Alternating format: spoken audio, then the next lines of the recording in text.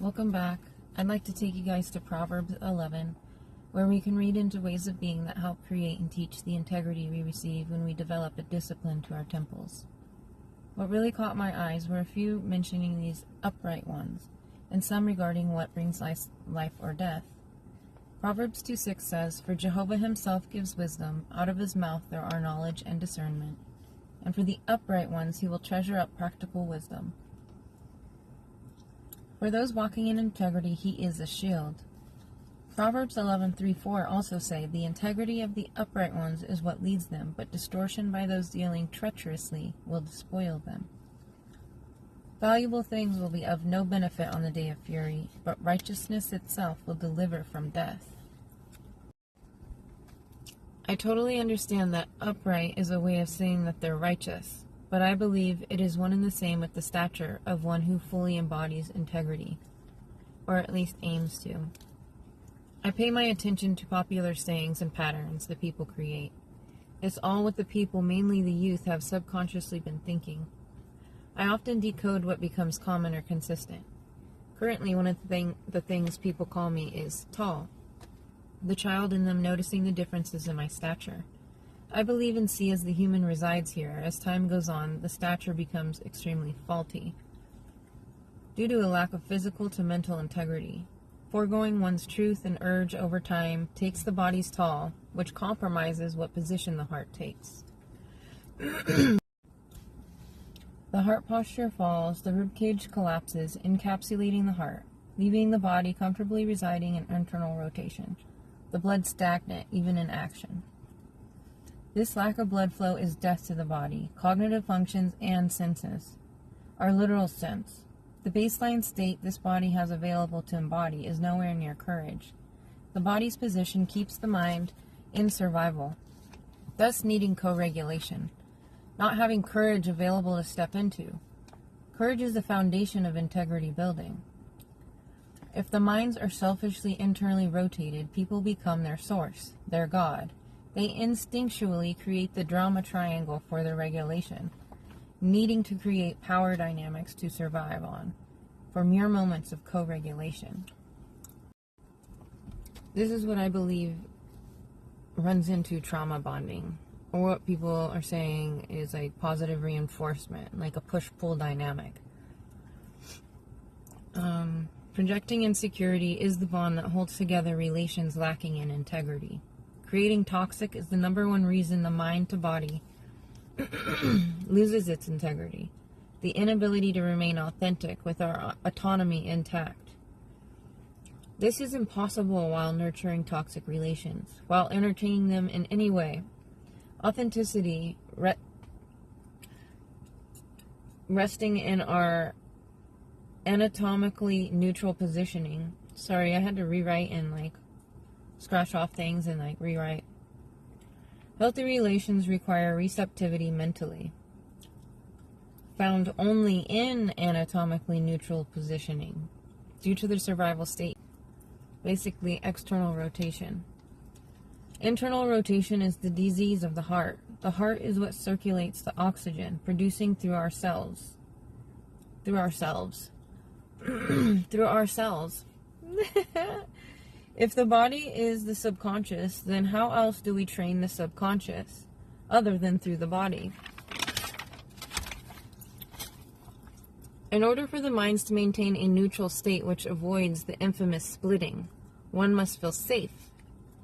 Another term people are labeling me with.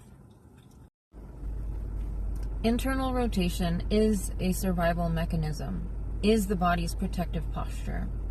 This is comfort for the broken-hearted and encapsulated heart posture.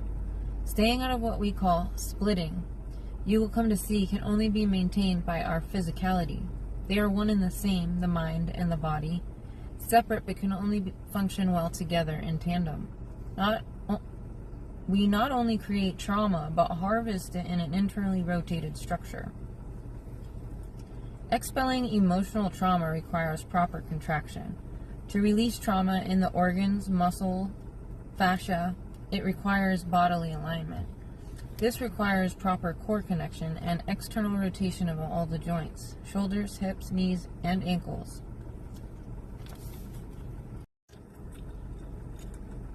The proper contractions within a well-structured foundation of the movements are the drivers and conduits of the release of trauma. While challenging the body in its most vulnerable position, yet receptive position, brings up the emotions that are stored. This is when neutrality and observation comes in handy. This is when we process through what comes up. By maintaining our optimal positioning, our structure, no matter how much our mind may be collapsing. This is how we retrain, reprogram, how we respond versus react to our body's momentary discomfort. This training translates to relations. Maintaining frame is not just mentally, it goes both ways. Internal rotation, scoliosis of the spine, and things like the Dowanger's hump keep the minds in survival mode.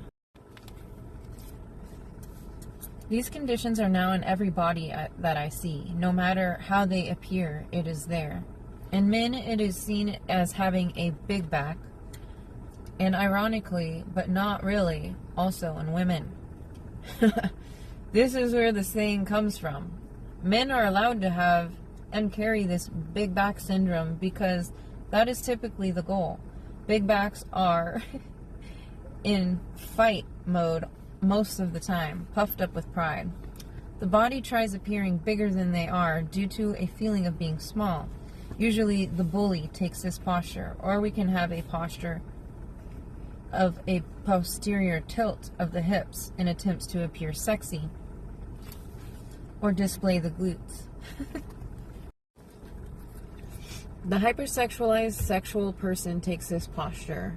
When sexually abused, mentally or physically, we usually see the toes going inward. And in males, outward.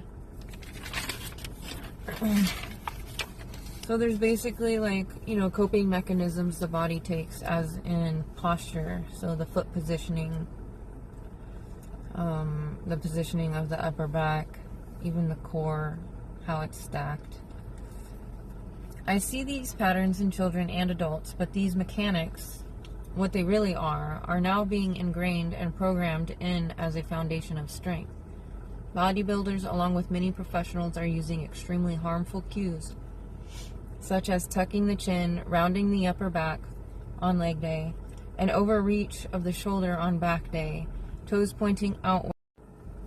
All these seemingly new ideas to fitness, these adjustments were created and basically assisted the bodies into severe misalignment due to poor mobility, actually. It's like a way of cheating and hijacking the system of the body, of the reps, of the form of the foundation, creating misalignment in hopes of a larger result or quick fixes for lack of mobility into external rotation. I don't see many at all in their receptive positioning. This is compounded with what hours of electronic usage they partake. The conditions we see in the body structure becomes conditions of the mind. The mechanics become the thinking. The thinking becomes the disease. Many are numbing the pain of their body's positioning. Hence why I see no one externally rotating. I've watched some of you guys even watching workout. And we need to consider what I'm saying. Oftentimes we think we know what we're doing, but we don't because we're not watching ourselves. We can't see ourselves. I mean, I can, but the bodies are stuck with no feeling to reach any external rotating. The people's workouts are now completely co-regulated through the cortisol of the competition that is now created in every room. Everyone out of power due to codependency for regulation. No one is conducting their own workouts. They are receiving external validation, which is giving them a boost into their sets. Otherly esteemed and codependency steals all involves power source, self-sufficiency, self-efficiency. We self-source ourselves by investing in ourselves. Basically doing the hard things that most people don't want to do, like eating well, working out every day, focusing in on the workouts while we're there, studying our movements, studying our every move we make. Without self-source or without a higher source, the human develops an inability to produce and generate power, inability to optimally run. Again, survival is all that is available when we rely on co-regulation. This causes mood swings, a form of withdrawal, basically. When the body is low on power, this is when other is needed to survive. We are always training the quality of our form, our body's conditioning through the states of being. Meaning our mood is always basically conducting and producing what our form takes, what we get out of the input, what we get out of the investment.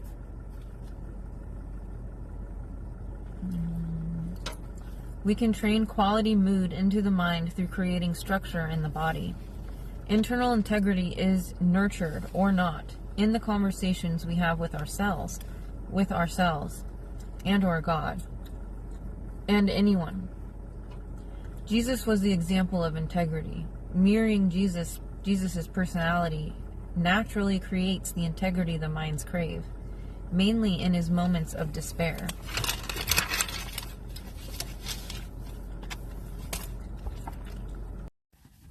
Internally to externally, mentally to physically, a serving of sorts to our temple, to maintaining our power through the sources we choose to utilize. Integrity is our main source of physical to mental power. I would like to open the eyes to the detriment we will start seeing due to a lack of internal integrity, poor posture from electronic usage, and how the foundation of strength is now lazy and failing. This and splitting is the fall, is the collapse in my eyes. I intend on demonstrating form and foundation for us to stay true to in order to correctly detox and strengthen our bodies out of trauma, out of disorder. When correctly strengthened, our tree of life, the abundance internally to externally is seen and felt. Come grow tall with me. Uprightness has a feeling to it. It is seen in the feeling of alive, of life.